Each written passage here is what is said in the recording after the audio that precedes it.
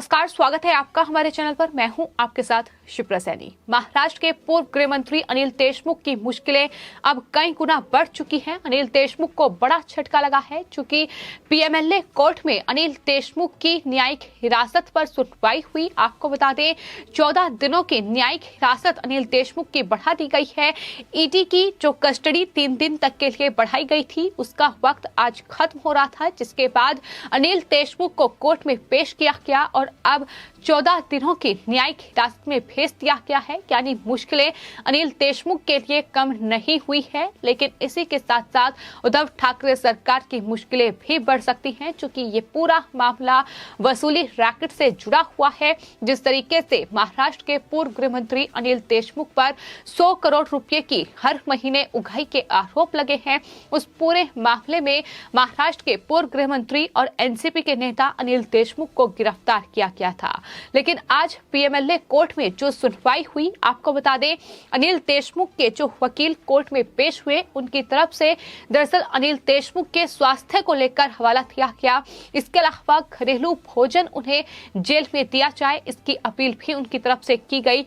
उनके जो वकील थे अनिकेत निकम, उनकी ओर से कोर्ट में यह कहा गया कि अनिल देशमुख की जो उम्र है वो 72 साल है और चूंकि बीमारियां चल रही हैं, कोविड चल रहा है, और उसी को देखते हुए उनके लिए घर का खाना और साथ ही और उनकी दवाओं के लिए एक आवेदन दायर किया और ये हार्मलेस रिक्वेस्ट जो है वो कोर्ट से उनके वकील की तरफ से की गई। लेकिन इस पर ईडी की ओर से जो कोर्ट में वकील पेश हुए हितेन, उन्होंने जवाब देते हुए ये कहा और इस पर उन्होंने आपत्ति जाहिर की है कि कोर्ट में इस तरीके की सुविधाएं जो हैं वो अनिल देशमुख के लिए मांगी जा रही है। उन्होंने साफ तौर पर यह कहा कि अनिल देशमुख की जब मेडिकल जांच हुई थी तो उस दौरान वो बिल्कुल ठीक थे।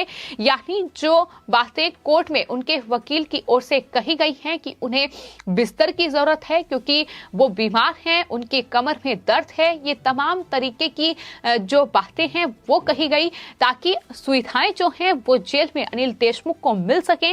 आपको ये भी बता दें कि जो अधिवक्ता थे इंद्रपाल सिंह देशमुख के, उनकी तरफ से ये कहा गया अनिल देशमुख के लिए बाकायदा जेल में एक बिस्तर मांगा गया है। उन्होंने कहा है कि वो पीठ की उन्हें समस्या है और वो फर्श पर नहीं सो सकते हैं, तो ये तमाम सुविधाएं जो हैं वो मांगी गई है। हालांकि आपको बता दें, कोर्ट की तरफ से दरअसल अनिल देशमुख की उम्र और बीमारियों को ध्यान में रखते हुए उन्हें बिस्तर जरूर दिया गया है, लेकिन वही खाने को लेकर जो आवेदन है वो फिलहाल कोर्ट ने लंबित रख लिया है और स्पेशल जज की ओर से ये कहा गया है कि खाने को लेकर शिकायत है तो वो दोबारा कोर्ट में जा सकते हैं। यानी किस तरीके से अनिल देशमुख जो ईडी के 5 बार समन भेजने के बावजूद ईडी के दफ्तर में पूछताछ के लिए नहीं पहुंचे, ईडी के कोई भी समन का जवाब उनकी तरफ से नहीं दिया गया, उनके वकीलों की ओर से जरूर जवाब आया और उसमें भी उनकी बीमारी और तमाम तरीके की जो बहानेबाजी है वो की गई, जवाब नहीं दिया गया। जिसके बाद आपको बता दें, 1 नवंबर को अचानक अनिल देशमुख जब बॉम्बे हाईकोर्ट और सुप्रीम कोर्ट से इस पूरे मामले में कोई राहत नहीं मिली, कोई रास्ता नहीं मिला, तो उसके बाद अनिल देशमुख ईडी के दफ्तर पहुंचे और वहां 12 घंटे की पूछताछ ईडी ने अनिल देशमुख से की, जिसमें उन्होंने गोलमोल जवाब दिए, यानी सही जवाब ईडी के सामने नहीं दिया और यही वजह है कि उन्हें 2 नवंबर को इस पूरे मामले में गिरफ्तार कर लिया गया और उसके बाद से ही अनिल देशमुख ईडी की कस्टडी में हैं। लगातार उनसे पूछताछ भी हो रही है। कई चौंकाने वाले खुलासे इस पूरे मामले में हुए हैं कि किस तरीके से अनिल देशमुख दरअसल कुल 27 कंपनियां चला रहे हैं, लेकिन उनमें से कई जो कंपनियां हैं वो बिल्कुल फर्जी हैं, जो उनके बेटे की कंपनी है। और साथ ही आपको ये भी बता दें कि खुलासा ये भी हुआ है कि ये जो कंपनियां हैं ये शेल कंपनियां हैं, यानी सिर्फ दस्तावेजों में ही ये कंपनियां हैं और इन कंपनियों के जरिए ही पैसों के लेन देन की बात भी, इसका खुलासा भी ईडी कर चुकी है।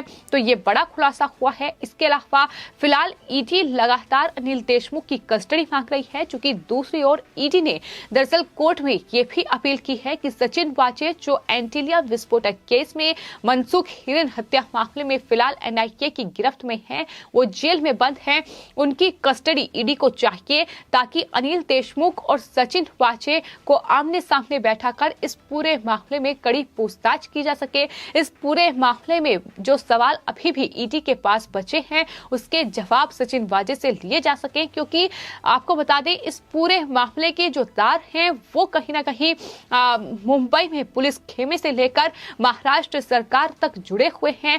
और मुंबई के पूर्व पुलिस कमिश्नर परमवीर सिंह ने उद्धव ठाकरे यानी मुख्यमंत्री को जो चिट्ठी लिखी थी उसमें भी उन्होंने यही आरोप लगाया था कि दरअसल हर महीने 100 करोड़ रुपए की उगाही का टारगेट अनिल देशमुख की ओर से सचिन वाजे को दिया जा रहा है। सचिन वाजे जो कि क्राइम यूनिट मुंबई में अधिकारी थे, उन्हें ये टारगेट दिया जा रहा था। बार रेस्टोरेंट के बकायदा मालिकों की लिस्ट पूरी तैयार थी जो सचिन वाजे को सौंपी गई थी कि इनसे वसूली करनी है, और वो बार और रेस्टोरेंट के मालिक भी सामने आए हैं जिसमें उन्होंने ये कहा है कि हाँ वसूली की गई है। और इसमें उन्होंने ये आरोप लगाया कि अनिल देशमुख ने ही ये टारगेट उन्हें दिया था। तो यही वजह है कि तमाम सवाल जो हैं वो सचिन वाजे से जुड़े हुए हैं। फिलहाल सचिन वाजे जो जेल में बंद हैं उनकी कस्टडी ईडी को चाहिए, और लगातार जो कस्टडी बढ़ाई जा रही है अनिल देशमुख की वो भी इसी कड़ी में देखी जा रही है कि आने वाले वक्त में इस पूरे वसूली मामले में कई बड़े खुलासे हो सकते हैं। वसूली का आका कौन है, आखिर किसके इशारे पर ये सब कुछ ठाकरे सरकार पे हो रहा है, इसका खुलासा होना चाहिए। यही तमाम मांग है जो फिलहाल की जा रही है, लेकिन मुश्किलें लगातार बढ़ रही हैं। अनिल देशमुख जो कि एनसीपी के नेता हैं, उद्धव ठाकरे सरकार में वो गृह मंत्री रहे, और इन तमाम आरोपों के चलते यानी वसूली के आरोपों के चलते ही उन्हें गृह मंत्री पद से इस्तीफा देना पड़ा, जिसके बाद महाराष्ट्र का जो गृह मंत्री है वो दिलीप वालसे पाटिल को नियुक्त किया गया। लेकिन पहले अनिल देशमुख गृह मंत्री थे। ये लगातार वसूली के मामले हैं जो महाराष्ट्र में निकलकर सामने आ रहे हैं। ये मामला सिर्फ अनिल देशमुख तक सीमित नहीं है, जिसमें न सिर्फ ईडी जांच कर रही है बल्कि सबसे बड़ी जांच एजेंसी सीबीआई भी जांच कर रही है। सीबीआई बॉम्बे हाईकोर्ट के आदेश के बाद इस पूरे मामले की छानबीन कर रही है, तफ्तीश कर रही है। कई जगह अनिल देशमुख के ठिकानों पर छापेमारी की गई है। सीबीआई ने इस पूरे मामले में गिरफ्तारी भी की है। तो अनिल देशमुख ने आखिर किसके कहने पर ये वसूली की, कहां ये टारगेट दिया जा रहा था, किसे ये वसूली के पैसे किसको पहुंच रहे थे। अगर महीने में 100 करोड़ की वसूली हो रही थी तो अंदाजा लगाइए कि साल में या अब तक जो उद्धव ठाकरे सरकार चल रही है उसमें कितने करोड़ की वसूली हुई होगी। और यही वजह है कि लगातार बीजेपी की ओर से ये पूछा जा रहा है कि आखिर ये तो सिर्फ एक नेता का हिसाब किताब है, लेकिन महाराष्ट्र में तो उद्धव ठाकरे सरकार में तमाम मंत्री, तमाम नेता ऐसे हैं, फिर चाहे वो शिवसेना के जो विधायक हैं अनिल परब हों जो ईडी के शिकंजे में हैं और कई करोड़ की वसूली का आरोप उन पर लगा है। इसके अलावा चाहे अजीत पवार हो जो कि महाराष्ट्र के उप मुख्यमंत्री हैं, और इसके अलावा भी शिवसेना के कई विधायक सांसद ऐसे हैं जिस पर शिकंजा कसा किया है। बीजेपी नेता किरीट सोमैया उन नामों को उजागर कर रहे हैं। तो फिलहाल मुश्किलें उद्धव ठाकरे सरकार की कम होने का नाम नहीं ले रही है, क्योंकि लगातार केंद्रीय जांच एजेंसियों का शिकंजा बढ़ता जा रहा है। और आपको ये भी बता दें कि अनिल देशमुख के खिलाफ ईडी ने 11 मई को मनी लॉन्ड्रिंग के तहत जो मामला है वो अनिल देशमुख पर दर्ज किया गया था, और उसके बाद से लगातार छानबीन जारी है। 16 जुलाई को इस पूरे मामले में जो अनिल देशमुख के निजी सचिव हैं संजीव पलांटे और उनके निजी सहायक कुंदन सिंधे को गिरफ्तार किया गया था। उन्हें हिरासत में लेकर जेल भेज दिया गया। और इसके अलावा आपको बता दें केंद्रीय जांच एजेंसियों ने दरअसल इस पूरे मामले में जब छानबीन की है तो अनिल देशमुख एंड फैमिली पर भी शिकंजा कसा किया है। अनिल देशमुख के परिवार के जो सदस्य हैं, जो उनके रिश्तेदार हैं, जो उनकी पत्नी हैं, उनके बेटे हैं, आपको बता दें उनकी 4 करोड़ रुपए से ज्यादा की जो अचल संपत्ति है उसे कुर्क किया गया है। तो लगातार ये कार्रवाई महाराष्ट्र में हो रही है, न सिर्फ अनिल देशमुख पर हो रही है बल्कि अजीत पवार, एनसीपी के जो नेता हैं नवाब मलिक जो इन ड्रग माफियाओं पर कार्रवाई से बौखलाए हुए हैं, उन पर भी महाराष्ट्र वक्फ बोर्ड जमीन घोटाले में बड़ी कार्रवाई ईडी ने हाल ही में की है। तो कई करोड़ रुपए के घोटाले हैं, अरबों खरबों में ये घोटाले किए गए हैं। कुल मिलाकर अगर तमाम घोटालों को जोड़ा जाए तो ये उद्धव ठाकरे सरकार है जो फिलहाल महाराष्ट्र में किस तरीके से काम कर रही है। और यही वजह है कि बीजेपी की ओर से लगातार ये कहा जा रहा है कि ये उद्धव ठाकरे सरकार ये महाविकास आघाड़ी सरकार नहीं है बल्कि महावसूली आघाड़ी सरकार है।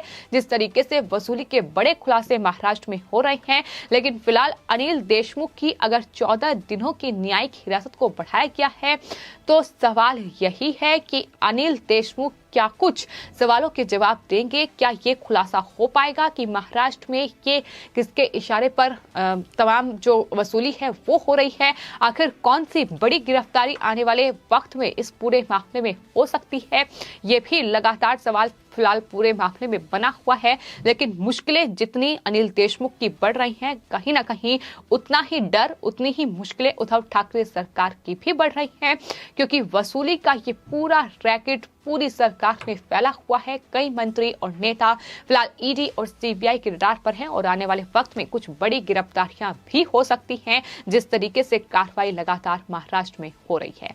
फिलहाल आपकी इस पूरे मामले पर क्या राय है, हमें कमेंट बॉक्स में जरूर लिखें और चैनल को सब्सक्राइब करें। धन्यवाद।